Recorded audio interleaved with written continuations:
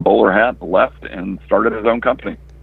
All right, so Tesla goes off on his own and invents what is probably his most significant invention, the AC polyphase system.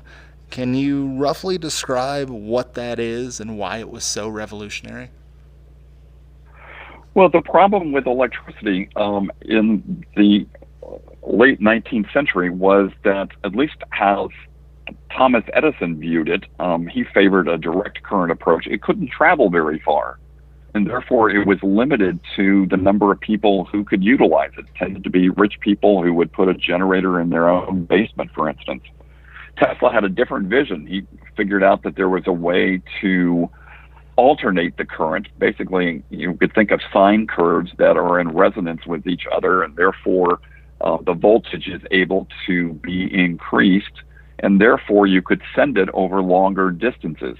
And as a result, more people could have access to this drudgery-saving energy resource.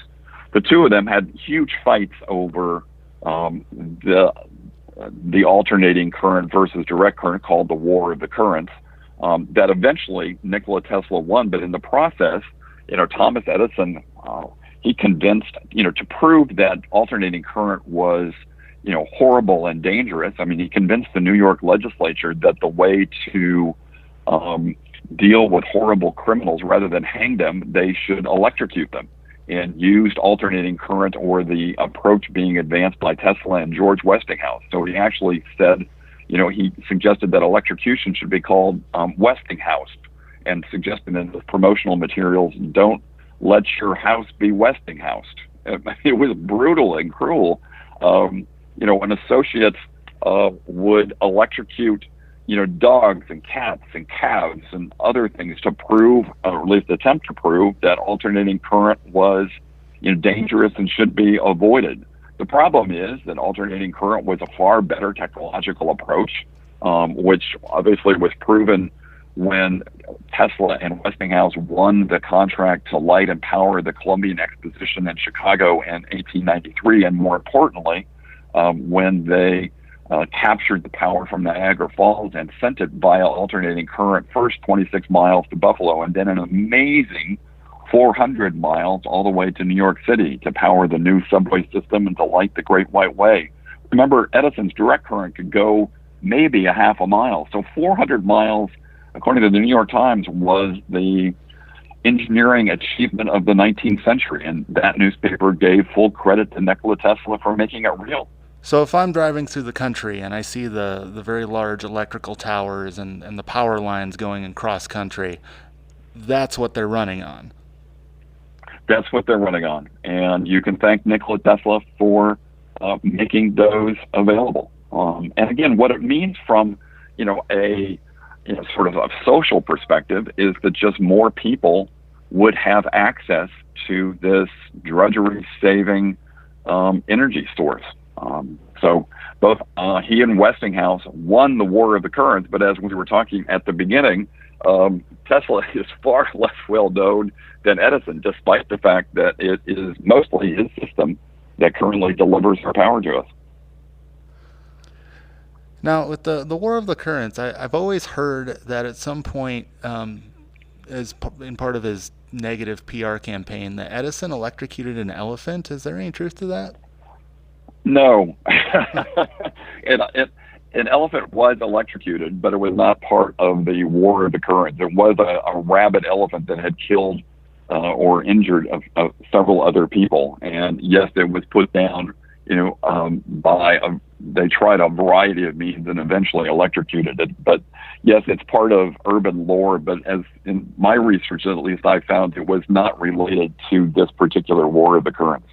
They did, however, as I mentioned before, they did do this. They killed dogs and cats and calves and monkeys and a whole variety of other things that they brought folks to see, and caused, newspaper reporters to leave the room and vomit and talk about how just disgusting and horrible, the scenes were. I actually think that it backfired on Edison because obviously alternating current proved to work and not cause accidents, despite what Edison was trying to claim. Well, yeah, I can see why. I mean, that on Edison's part is just so inhumane and cruel. Um, Totally. yeah. Tesla with his AC system, and he's kind of, at least it comes across in the book that he's kind of obsessed with electricity. He would do these demonstrations for people to prove his ideas and his new inventions and theories.